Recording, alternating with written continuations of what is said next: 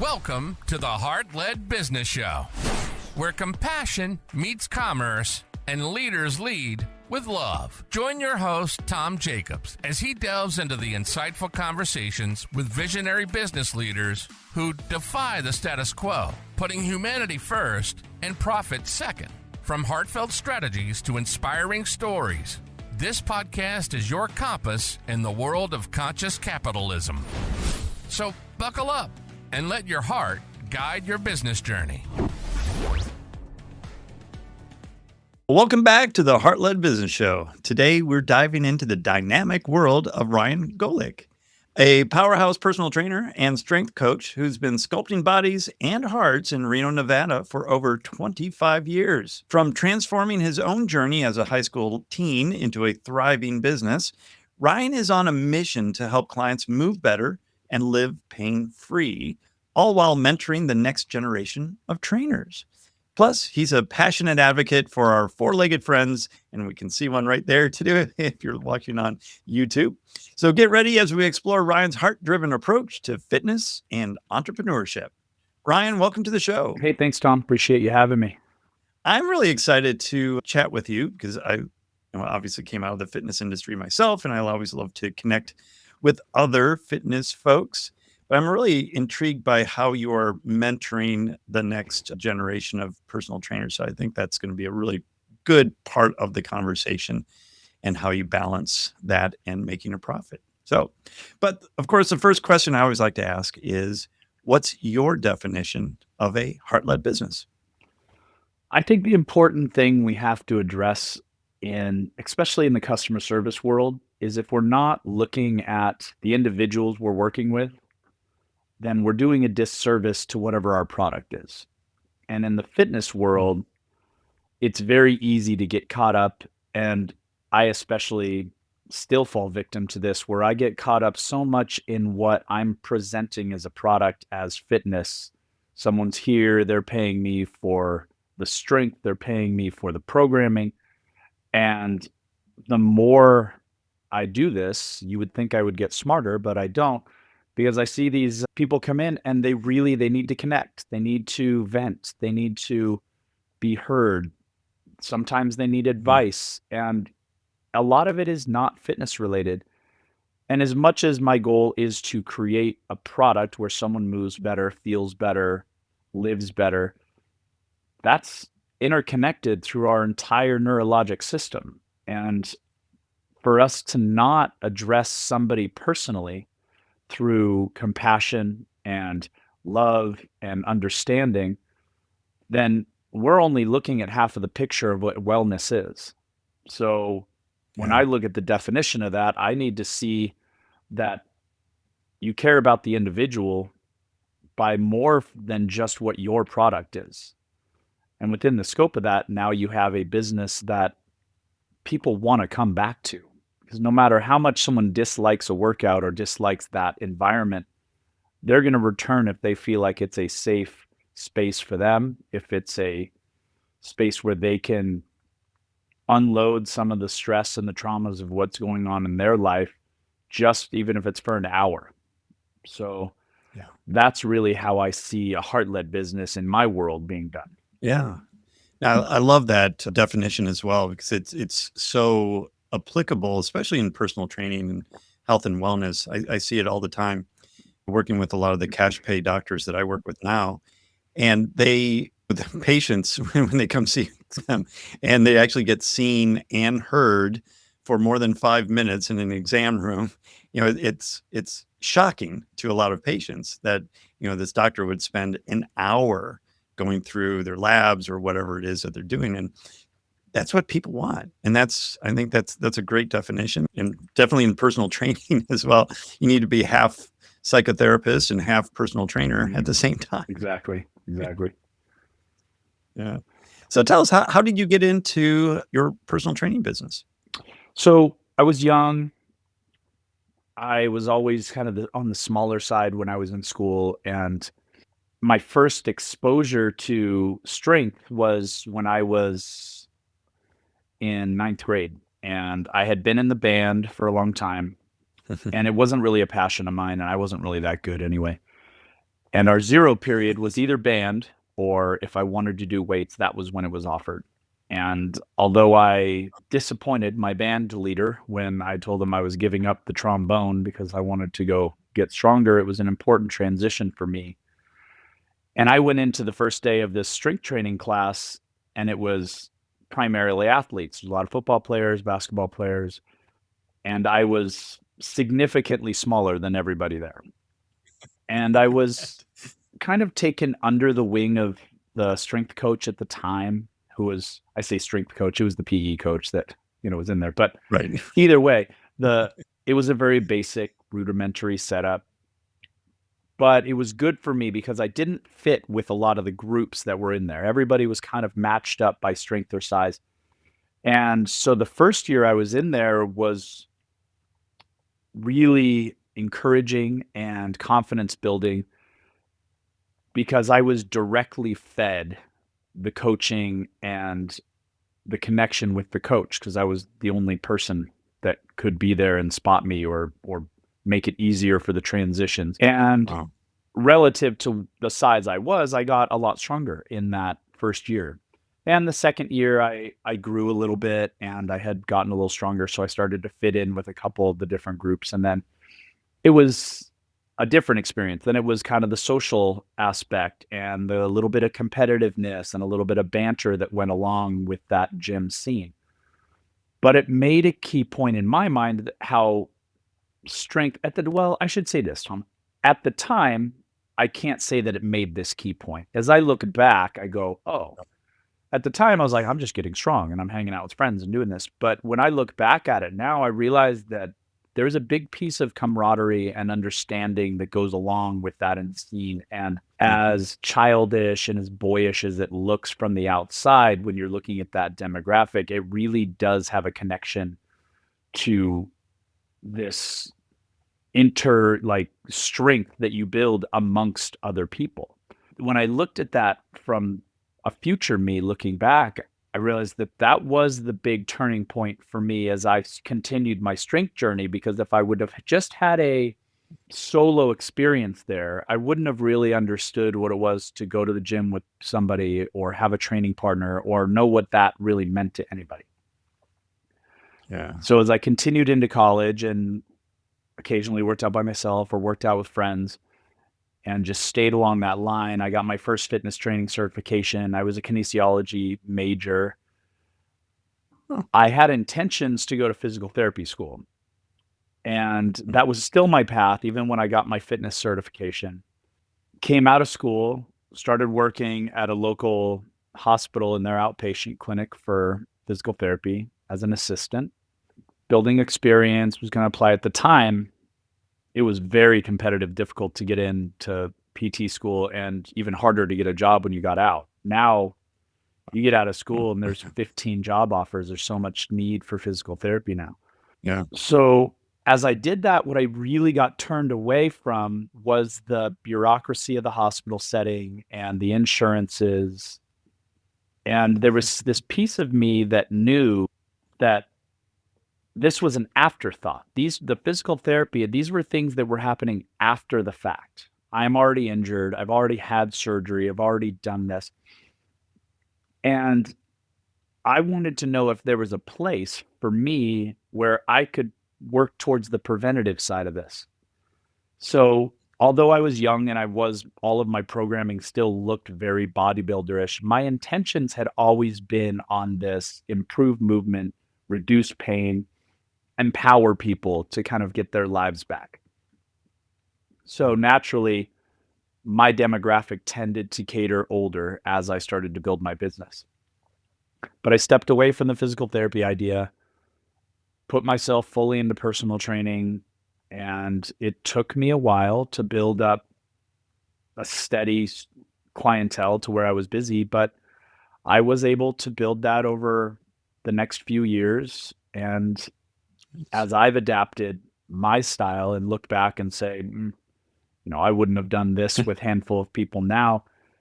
I always felt like the heart-led side of it was there. Like I was always interested in the person and I was always interested in their goals. And I would like to say, gotten better with people. And the training has been a secondary side of that, because the continuing education side of things is very important to me for both my brain and improving the people I work with. But the more people you work with and the more voices you hear and the more bodies you have, the easier it is for you to find some of this compassion. So that's what's led me to, as you said, 25 plus years down the road and still being able to do it. And in this industry, if you can make it past 5, you can probably make it. Most people get to 2-3 years and they're grinding and they're not finding that success, and it's difficult. So I'm happy to have spent the time to get here and pleased with how I've ended up. Yeah, I mean, it's a testament to be in the industry for, like you said, more than 5 years. I think I heard a statistic that was more like 2 years for most personal trainers. Once they get certified, they last about 2 years before they go out.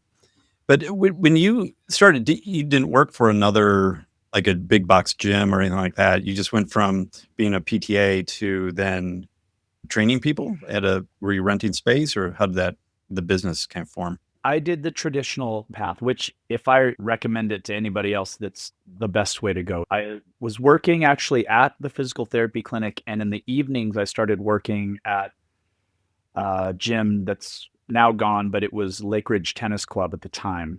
And it was a little higher, and I was taking a handful of clients from the referrals that I was getting, just because I was only there a couple hours a night. And I stayed there for another 2 years after I left the physical therapy clinic. And the environment for me wasn't spectacular. The gym was good. You know how the box gyms work. There's some dynamic in there that usually isn't comfortable. But yeah, I spent a total of 3.5 years there. And honestly, I walked out of that gym and then moved into one of the only private training facilities in the area at the time with 5 clients. And I was young. I still wanted to adventure, and I ended up taking a month off, 5 weeks off, not much after that, and went and traveled Europe with a buddy of mine that graduated from college, and I came back. And that's part of what took me so long, is that I really did not come with a book. I stepped out and I had a handful of people, and I was reliant on a couple referrals here and there. And then the 4 trainers I was working with, the owner at the time was able to feed me a little bit here and there. And there was no social media. There was no, if I really wanted to do it, there was mass marketing. So occasional walk-ins. It took me the better part of 5 years before where I felt like I was making a living. And to your point with the 2-year window, I easily could have stopped at 2 years. I mean, I lived with 2 roommates, and I had very low expenses, and I figured it out. But in today's economy and with online presence, 2 years is honestly probably generous for a lot of people. It's challenging. Yeah. But I did end up in the private training sector, and indirectly, I did go back to a big box gym after I left that. I went in as an independent contractor, but it was more for the space. I did get a handful of referrals if I needed them from there, but I went in with a pretty full training book, and it was a mutual agreement where my people joined the gym for their monthly, and then I only paid a nominal fee to the gym monthly. And that was good for a while until the same type of stuff happened, and then I ended up with working with the man that owns the gym I'm at now, and we worked very closely together to expand this gym. We're now in our 4th facility. He started in a spot that was about 900 feet. We moved together into a spot that was about 1,600 feet. Our last space was just under 5,000, and the one we've just moved into now is almost 8. So it's been a pretty exciting adventure to see the growth of the facility and the business, and keep doing what I love doing. Yeah, no, that's awesome. And is it just one location, or do you still have multiple locations? No, we have one primary location. We have an entire physical therapy group that's on site as well. So we have about 11 trainers and 7 physical therapists. And Oh, wow. we work with a handful of anything. I mean, our entire facility caters to young kids, athletes, standard gym goers, and then actually a pretty high demographic of baby boomers. Okay. Yeah. That's good. That's a great demographic as well, because they definitely, one, they have the disposable income, but they also have the desire to stay active and stay mobile. Their goals are reasonable. And when I was, Yes. I'm older too, right? So when I was in my 20s, of course, you wanted whatever your other trainer wanted. You wanted these young bodies that wanted to get really strong and fit and do their thing. And so some of them were, oh, well, I can't really afford that this month, or I don't want to do Right. this when I'm not going to do the cardio, or I'm not going to do. And I got really, really tired of. I felt like I was more somebody's mom than I was their trainer. Like I'm constantly on them about what are you doing on your own, and I still have to do that a little bit. But like I said, in the older demographic, it's really about moving better and being able to maintain some semblance of what they used to do. I have a guy who's 77 still playing tennis. I have a 90-year-old that's still golfing. And Wow. you really see that some people, they don't want to give up on life. They don't want to be the couch surfing and be like, I retired and I'm doing this. You see the deterioration of people so fast. Yeah. And even the people that I don't have that are active sports or athletic people still want to keep that, still want to go camping, or, they want to go travel, whatever it is. They want to be able to keep moving it, or they think they need to. I get the couple of people that are Right. like, well, I wouldn't come here, but I know I need to. And I go, well, then that's probably true. Yeah, that demographic has always been one of my favorites, because you just see, you give people back a life oftentimes that they thought they might not get. And the Mm. younger, we all take it for granted when we're younger, and every year is another ache or a pain. And you help people understand that it's not about being pain-free as much as it's like, all right, well, let's move through this range of motion comfortably, and let's accept that every once in a while you're going to wake up and you're going to have a stiff back or a stiff neck, but that's just the general physiology of a human being as we age. But can we get up? Can we move? Can we sit down? Can we stand up? Can we get off the floor? It's a pretty amazing thing to see somebody that just comes in and goes, oh my God, I did that and I didn't think I could do it. I feel like that's more rewarding. Someone's like, oh, I bench pressed 300 pounds. That's cool. But where does that get you at the end of the day? But if someone can push Right. themselves off the ground, all of a sudden they're like, oh, wow, I stood up, which seems so nominal Mm. and silly to everyone else. But when you see it over and over again, when people can do that, now it's getting up Yeah. off the grounds of one of my standard assessments. Like, if someone come in and be like, all right, lay on your back and show me how you get up. Wow. Yeah. And I mean, there's a couple people that will look at me and be like, well, I can't do that. But even the people that do, like the way that they have to manipulate themselves and the ground to be able to get off is, okay, we take this for granted. This is a general task and a need. Yeah. Yeah, for sure. I always had clients the older clients that I had, there's like, yeah, I have one goal, that nobody else needs to help me get off the toilet. I want to do it all by myself. I had the That's same the goal. client. I had a client that said, I need to get off the toilet at 90. And he was about 6'7". And I go, okay. Oh, wow. I go, all right, that's what we're doing. We're doing squats today. Every day. Yeah.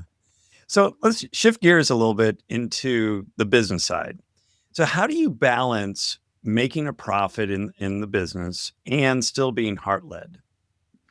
This has been a struggle for me for a long time.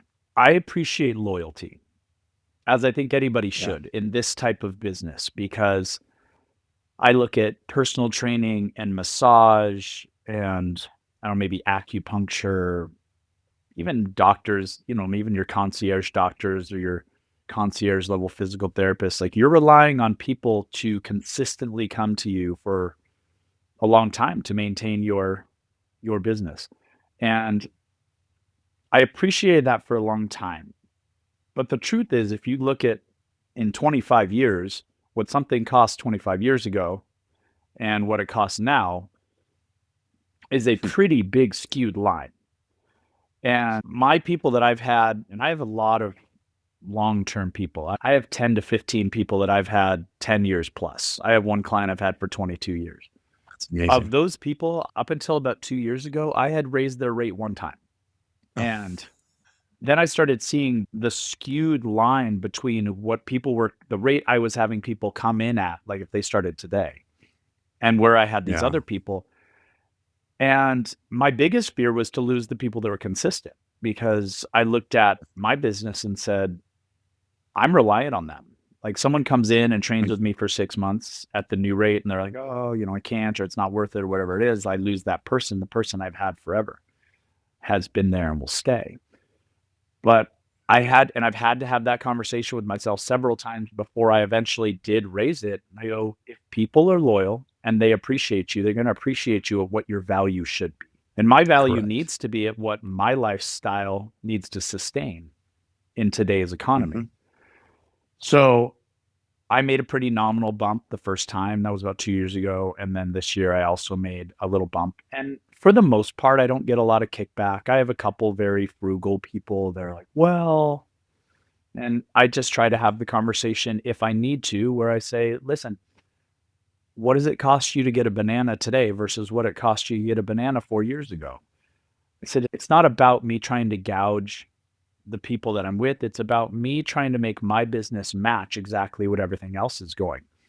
And I understand that just like when I go to the store, or I go to a business, everything's higher. So when I ask someone for more money, they're like, something else that's higher. But that's the nature of the economy. And it would be cool if it wasn't. But I have to match my output and I have to match where the world is going. And at some point, I'm almost 50. And at some point, I'm not going to want to grind out, 8 or 9 straight hours of clients for 5 days. I'm going to want to scale that back. And for me to scale it back, the numbers have to match. And so every year I slowly raise up my rates on incoming people. And then I just try to keep the real consistent people I have at a discounted rate relative, but something that consistently makes me feel like I'm getting my value when I'm with them. And I'm not cheating the people that are also with me that are paying a fairly significant amount more. And Exactly. when I started doing that with the minimal amount of kickback, I got more comfortable with it. And also having a community of trainers that I work with that are also in the industry a long time and having the same struggles, we've all kind of talked to each other and be like, well, this is something we need to do. This is something we need to consistently do. And when you price somebody out, you can make the decision, is this somebody that I really care about, that cares about being here, that cares about the results, and I'm willing to make, the adjustment for this person? Or is this someone that can get as much out of what I'm giving them somewhere else where they feel that they can get a better rate? I don't want to say it's selfish, but you look at, I have a couple people or I have clients, my colleagues that look at their clients, they say, oh, I'm going to have someone that's going to argue over me bumping their hourly $5. And they roll in their, their brand new BMW that they just pulled off the lot. Exactly. And they just came back from, 2 weeks in Italy. I'm like, well, it's a lot of times it's prioritization, just like we all have. If this is important to you and you feel like the benefits are life-changing at the end of the day, you're going to value it. And if it's more valuable that you travel or save more money for your children, or you want a new car, then that's where the priority is going to lie. And I wish you luck. And I hope that you find a place that you get the results you want at the price point you want. My important thing is, if you value me, I value you. And the more that people just go, great. I mean, I also have the people that are like, why are you only raising it $5? I'm like, well, Exactly. I was actually going to ask you that if you had clients that said, well, it's about time, Ryan, that you raise the rates, but only $5. Yeah. Why, or I've do it had 10. I had one client that's like, just raise me to whatever your current rate is. I was like, great, Oh, wow. spectacular. And actually That's double. Yeah. All right, you say so.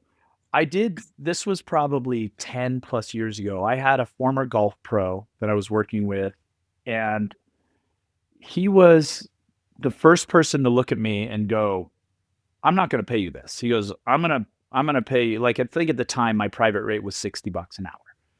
And he goes, I'm not going to pay Sure. this. I'm going to pay you $75. And I was like, oh, okay. I'm like, cool. That sounds great. But it was the first time when I really felt like somebody looked at me and goes, you're undervaluing what you do.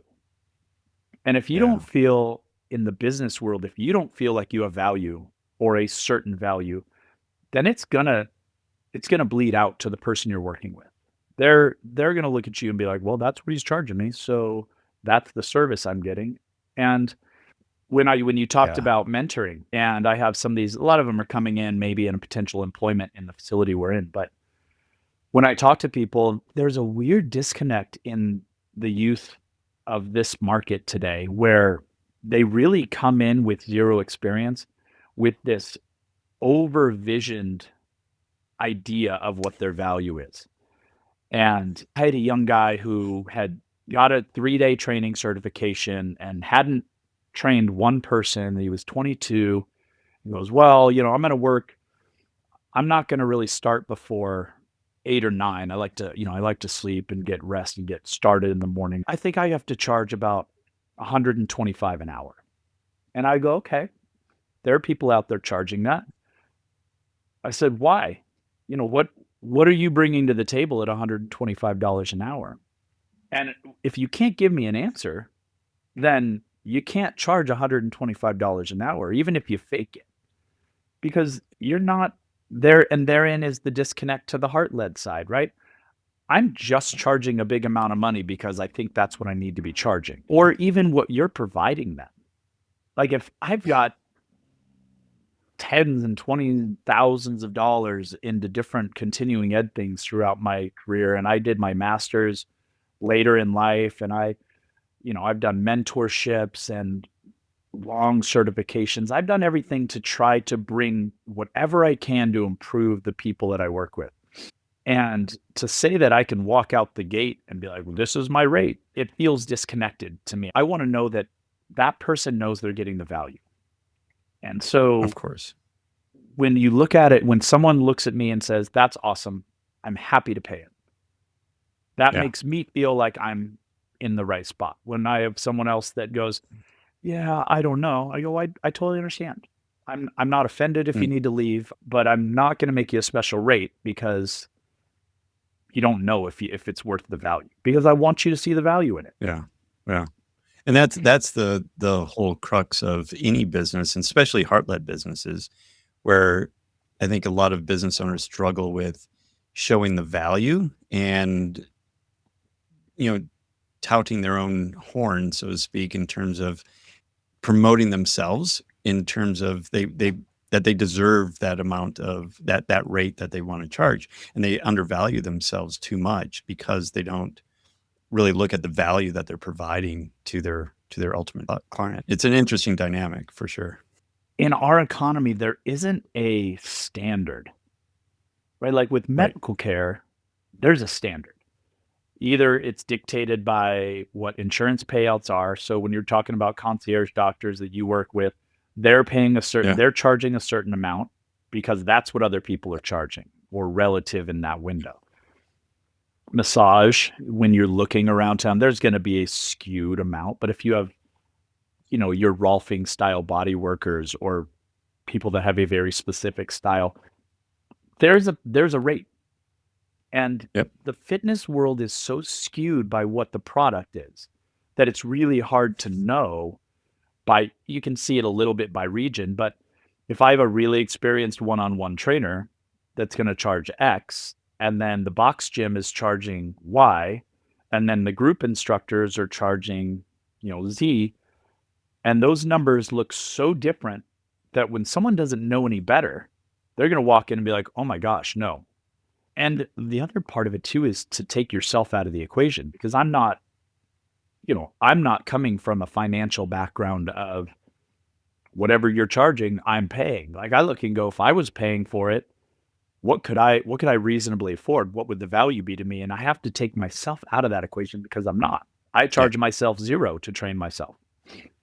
Right, exactly. right? Well, I was told my employees at the fitness centers, like, well, I wouldn't pay this because I don't need it, Yeah. but our clients need it, and we provide a great value, and that's why the price is the price. Right. Right. So I think Yeah. it's really understanding that the value of your service is more than the value of what you would pay personally.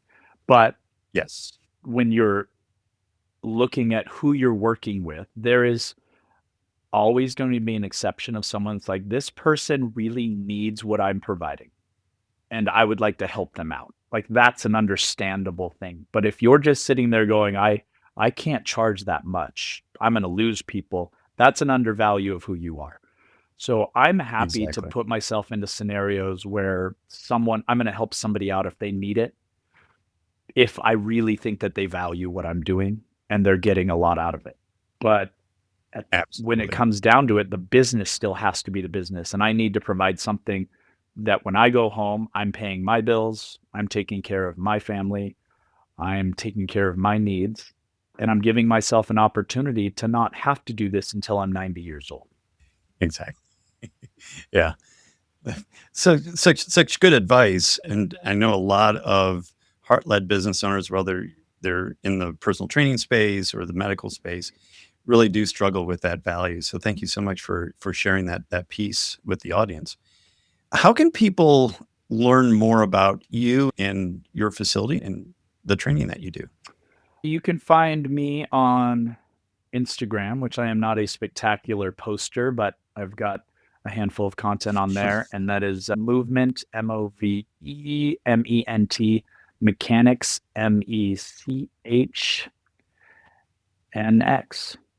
ANX. I don't even know how to spell my own handle. And then I work out of a facility called Performance EDU, and you can find that at performanceedufitness.com. All right. Very cool.